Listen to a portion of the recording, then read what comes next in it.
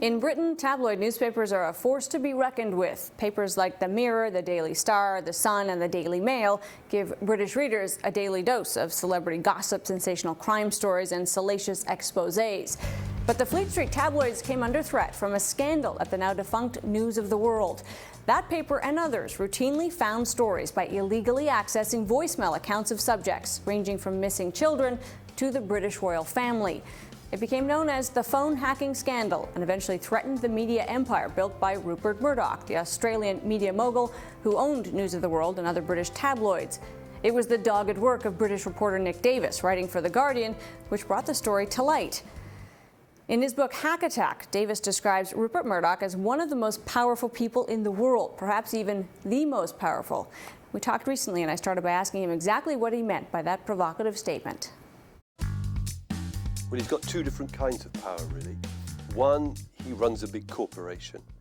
And ever since the late 70s, early 80s, when we started globalizing the flows of capital around the world, those corporations inevitably have acquired enormous political power because each government needs to seduce these corporations to invest their capital in their jurisdiction. That's relatively new. When I was a child, it wasn't like that. So there's that essential political power. Plus, unlike most corporations, he has this second power, that if you take the UK as an example, he's running 4 national newspapers and a national news channel. And if those newspapers have the kind of aggressive character that his do, and quite a political profile, then that's a reason why a lot of governments, politicians, are frightened of his media power as well as his ordinary corporate political power. It does make him a peculiarly powerful character. And what was the relevance of Princess Diana, of the media focus and kind of, I guess, understanding of how celebrity sells papers? Yeah. So if you're a popular newspaper in the UK, you've got this huge glutted market. You've got 60 million people you can sell your newspapers to. It's a very unusually dense market. And if you're at the top end of the market, you have quality newspapers, which are making their main money out of carrying advertising. But the ones that are trying to hit the mass market, they know that the best thing they can sell a paper with is a human interest story. And suddenly, Diana appeared in the middle of them as the world's greatest human interest story. First of all, she's the perfect princess who marries the prince. And then she becomes this kind of evil fairy godmother character who has sex with people she's not married to.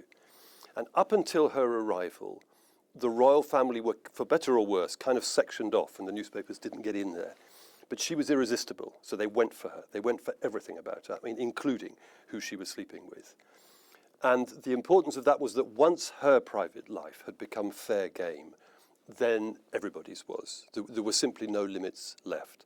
And they kind of ran riot when it came to invading privacy after that. Fleet Street has a reputation, it's not a new one, dating back for a long time, of being tougher than some others. Being tougher before journalism was seen as kind of tough and invasive everywhere. What is that relationship between the press in the UK and the power elites? Has it always been contentious, or was there a time when it was quite polite, the way it has been in American and Canadian history? Well, there's different things in there. I mean, those tabloid newspapers are aggressive because they've got that huge market to fight over. And I don't think there's another market anywhere in the world where you've got so many readers crammed into such a small space. And it's been like that since the Industrial Revolution. From London or Glasgow, you could reach 60 million people with overnight trains. So that makes them inherently aggressive. They're going to go for the story and elbow the opposition out of the way to get at those readers. As to their attitude to politics, it's more complicated than that. So those newspapers, while being aggressive, are also highly partisan. So, for example, there comes a point in the late 90s when Murdoch decided that the future was Tony Blair, a leader of the Labour Party, rather than the Conservative allies who he'd been cozying up to before. And from that moment on, the Murdoch papers are the opposite of being aggressive towards Blair's government. I mean, there'll be occasional moments of exception, but on the whole, they will go out and use their aggression to defend that government, which is a kind of journalistic perversion, of course. And to the extent that anybody within Blair's own party or outside caused him trouble, they would be the objects of the aggression. So it isn't as straightforward as simply being confrontational with the government. And then, the wind has turned around, and at the moment the Murdoch papers are very hostile to the Labour Party. So what you saw in our national election in May, earlier this year, was the Murdoch newspapers and one or two others engaging in a political project, not really a journalistic one, to try to persuade their readers not to vote for Ed Miliband, the Labour leader. And that isn't just a question of publishing polite leaders saying, Miliband's economic policy not as good as it could be.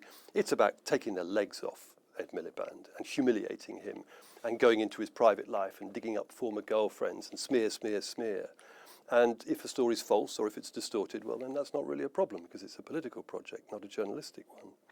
So, when did it cross the line from doing anything to get the story, which is, classic journalism, digging through garbage, we blur the lines, to real illegal activities?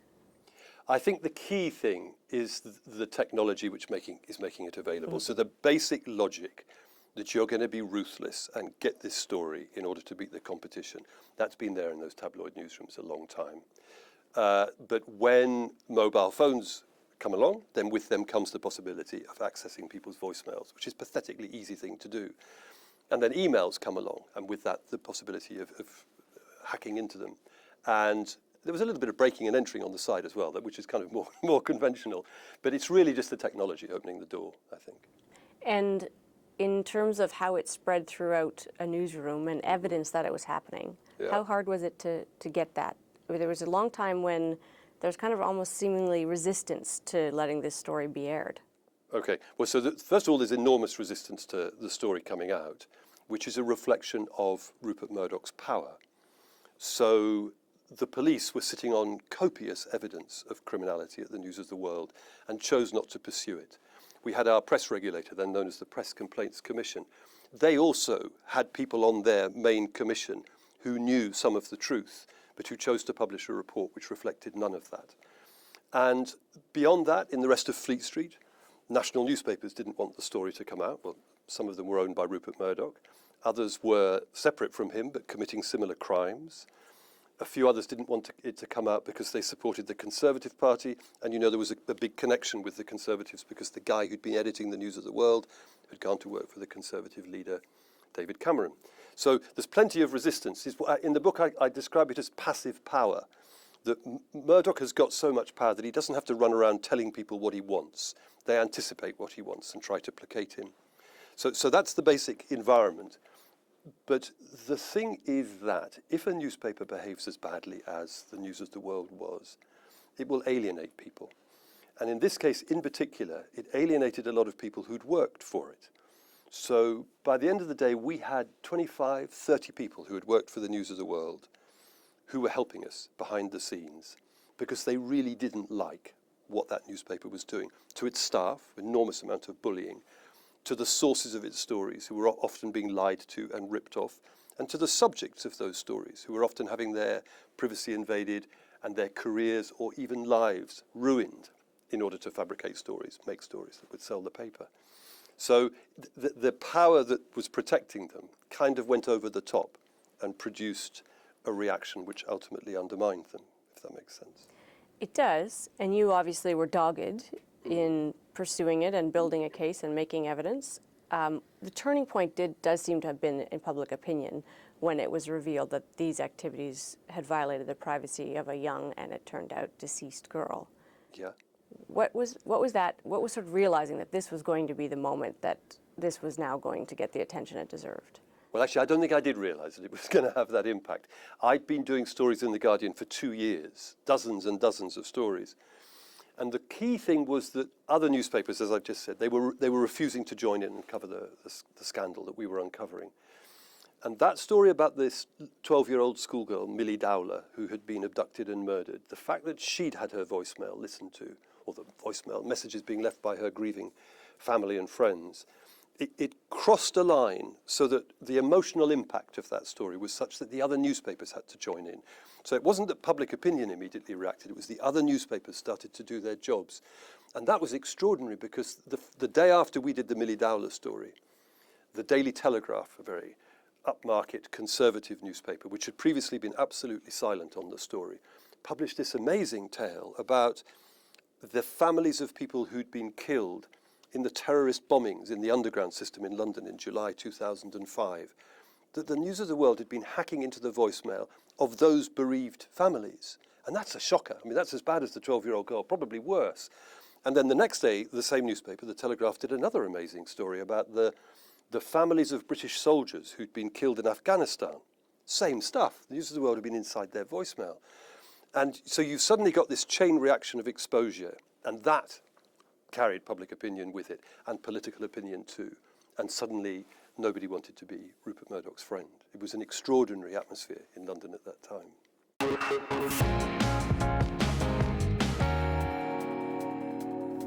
The subtitle of British journalist Nick Davies' book, Hack Attack, is the inside story of how the truth caught up with Rupert Murdoch. Still, the media mogul survived. Murdoch was called to testify before a House of Commons committee, calling it the most humble day of my life. He shut down the News of the World in July 2011 and was forced to abandon his bid for British broadcaster B-Sky B. Andy Coulson, the News of the World editor, who later became British Prime Minister David Cameron's communications chief, was sent to jail for 18 months. Rebecca Brooks, another former editor, was cleared of all charges and now runs Murdoch's newspaper holdings in the UK. In the second part of my conversation with journalist Nick Davies, I asked him about the fact that Murdoch himself never faced any legal consequences from the phone hacking scandal. I mean, some truth caught up with Rupert Murdoch, and it caused him an amazing amount of pain and money. But at the end of the day, there's a limit to the power of words. And I think a lot of journalists are motivated by the idea that if we uncover a bad thing, then the bad thing will stop. That's what gets you out of bed in the morning. But in reality, that's not the way it works. You expose the bad thing, and the people who are responsible get terribly angry and hire aggressive lawyers and say horrible things about you, and then they carry on regardless, because power likes to hang on to power. So although those stories that we did and the book and everything and the chain reaction of events afterwards, it challenged Murdoch. I would think it alarmed him. It's cost him something like £300 million. But at the end of the day, the objective fact of his power hasn't changed. He still owns 4 national newspapers in the UK, more than 150 others around the world. He still is one of the most powerful men in the world, and he knows it. And the cozy relationship with the police, has that changed? I think it probably has. The police were really traumatized by this. So, you know, the commissioner of the Metropolitan Police had to resign, and his right-hand man, the assistant commissioner, went too. And that was because of the phone hacking and events around it. And then beyond that, there was a big exposure of the extent to which tabloid newspapers had been paying junior officers for stories, often in breach of confidence and bad stuff that shouldn't have been published. There's something like 30 police officers and prison officers have now pleaded guilty and gone to prison or been fined. So I think the police were traumatized, but there are some cynical police chiefs in my country. So what was happening when we were trying to get the story out was that the senior ranks were staying stumm and concealing the truth. And there were whistleblowers in the middle ranks who quietly helped us to get the truth out.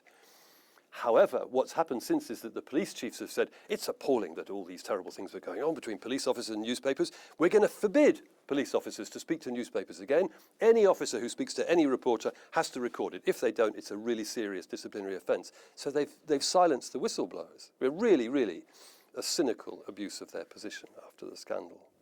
When you describe the power of the empire, of the newsroom, the connections to other places of power, and then look back on the activities that you were engaged in, did you ever feel threatened? Did you ever feel as though you were exposing yourself to some pretty nasty people?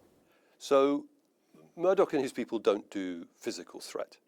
So doing this kind of work is nothing like as dangerous as, you know, reporters in war zones or reporters in countries like Mexico. So, but what they do engage in is reputational violence.